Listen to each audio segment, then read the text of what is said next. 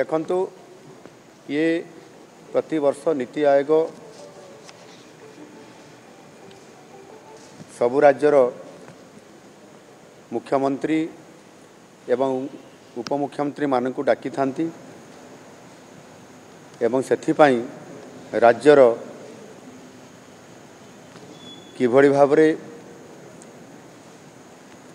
आगामी दिन मानकरे बा प्रति वर्ष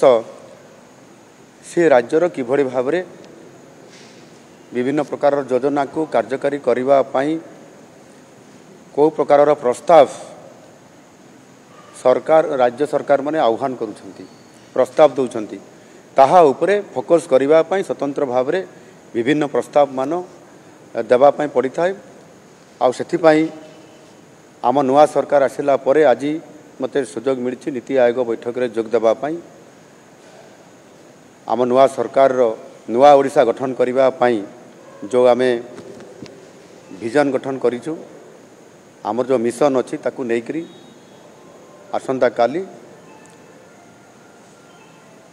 नीति आयोग बैठक रे ताहा उपस्थापित करा जिवो। धन्यवाद।